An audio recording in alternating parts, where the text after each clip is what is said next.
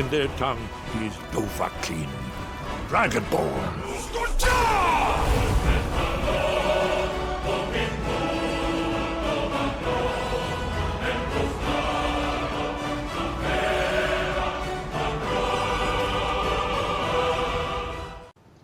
What's going on YouTube? This is Hero Stormwolf and welcome to this week's Skyrim mods. I will be showing off a Inuyasha Weapons pack as well as a new spell pack called the Witchhunter Spells and Prayers perk. Or Prayers pack, excuse me. The first one I'm showing off is the Inuyasha Weapons pack. If you go to Dragon Reach, it will be to the left of the castle in the very back. You'll see a chest. Inside that chest will have the Bakusaga, the Banryu, the Songa, the Tenseiga, the Tetsaiga in a one-handed and two-handed variation, and the Tokijin. Each one of these has a special ability. I will grab each one and I will try to explain each special ability according to the author. First off is the Tetsaiga. This is the two-handed sword version. This one doesn't have any special abilities, but it is a bit oversized. It comes in a one-handed and two-handed variation, as I said before. Basically, this is your standard greatsword. Nothing really too special when it comes to terms of abilities. If you want to try and replicate from the show, I recommend you download the Maximum Drive if you want something close to it.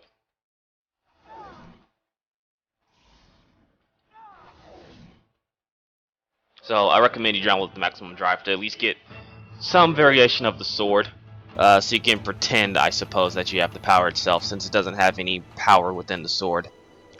Next up is the Tenseiga. As you know in the show, it has the ability to pretty much bring back the dead, but it can also heal NPCs in this game. But be warned, it will turn NPCs against you. This really counts towards friendly characters, so use this against characters who are basically immune to turn it against you, like essential followers and custom-made followers, because if you do cut them too much and try to heal them, they will turn against you. So I will summon a weak bandit and show that it can bring back the dead with the swipe of the sword. So for this I just need a powerful weapon.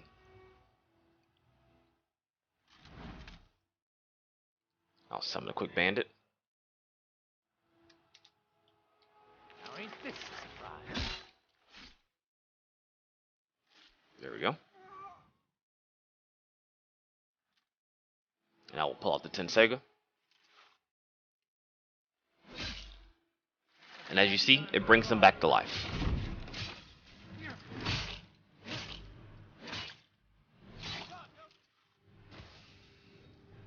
I'll put on the HUD so you actually see healing.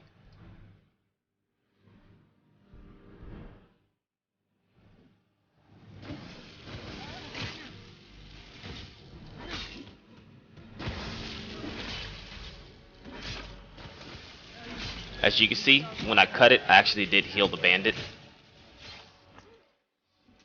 So this even works against hostile NPCs, so true in nature to the show, it's a blade that cannot kill, but can pretty much bring back the dead.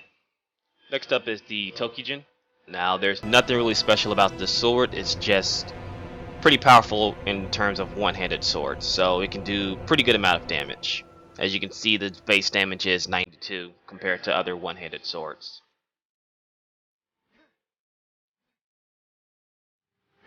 So you will be doing quite a bit of damage here. I'll summon another bandit.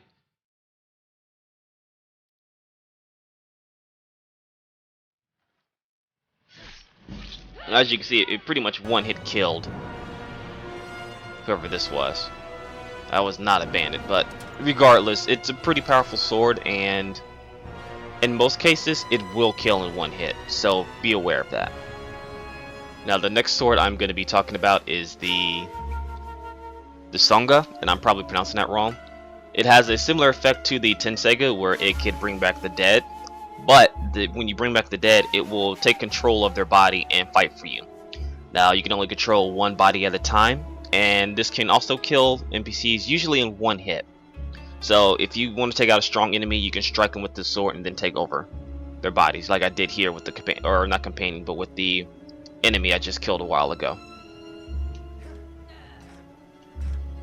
And as you see, it does a pretty good amount of damage. And that's what it looks like when you bring them back with the Songa. The last two swords in the Inuyasha Weapons pack is the Bakusaga. It will pretty much again kill almost, not kill almost enemies in one hit, excuse me, I'm reading the wrong description. This will do 10 points of damage of health to the enemy until it dies. So if you strike one person with it, they will die regardless. You can stack this effect. So if I strike, I need to strike someone more powerful, obviously. So let's try summoning another bandit here.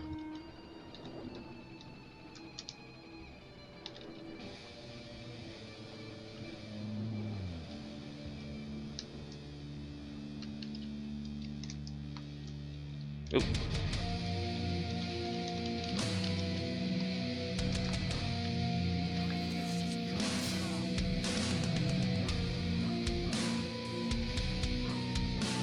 As you can see, these guys aren't very powerful. Let's try something here.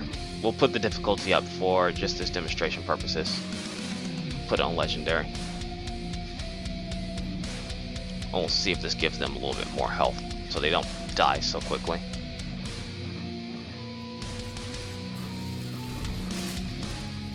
So as you can see, it is doing damage effect, and the more you strike them, the more it will stack.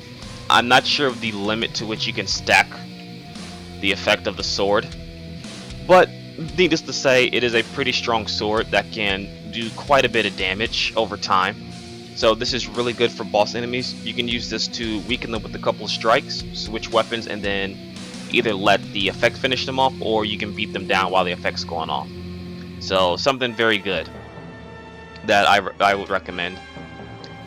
And finally, the last sword in this pack is the Banryu.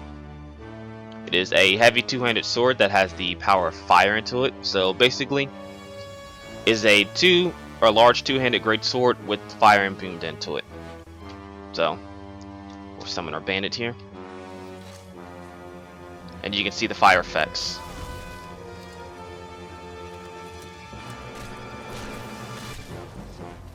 So there you go. So that is all of the weapons in the Inuyasha Weapons pack. Next up, I will show off some of the Witchhunter spells and prayers. So once you install the Witchhunter spells and prayers pack, you can talk to any vendor that usually sells magic. When you do, you will see that they have new prayer tomes as well as Daedra tomes. Each one of these has a different effect and can be used to power up a non-enchanted weapon. So we'll just go through a list up here and pick a few.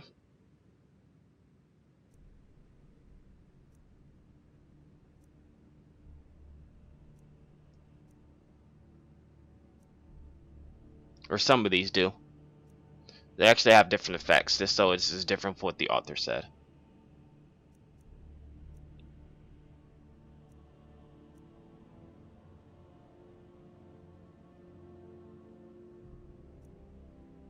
But as you can see, they all have different effects.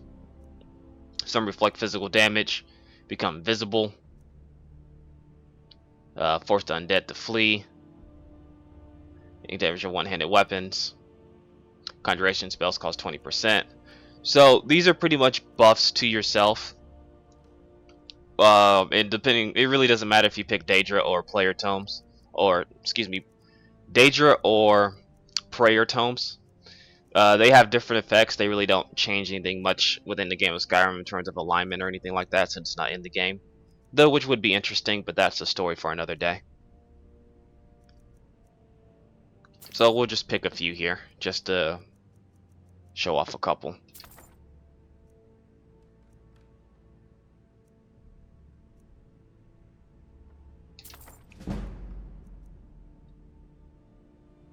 Blah blah, carrying too much to run.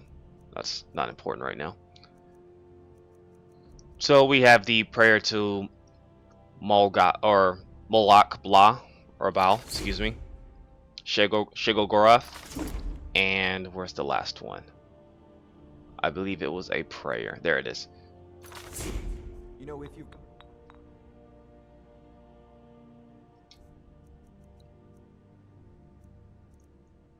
So all these will be considered powers. The aptitude. You should join the Mages College. As you see, it gives you a nice little effect. Nice aura around you as well.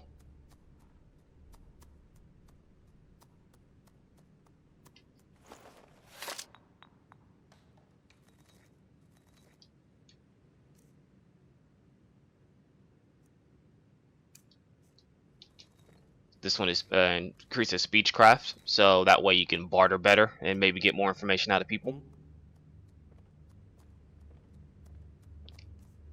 And now this last one that I selected apparently causes madness, so should probably save it before we do anything. Never should have come here.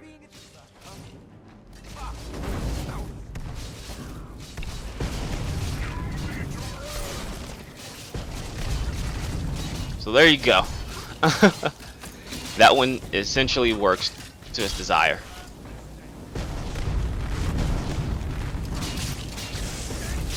Everyone's gone mad. And someone can summon a Demira Lord.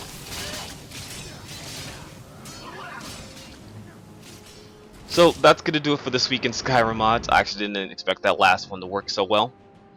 If you have any requests or mods that you want me to look at, leave them down in the comments below and I will be sure to check them out and try and make a video of them. Until next week, I will catch you guys later. Peace.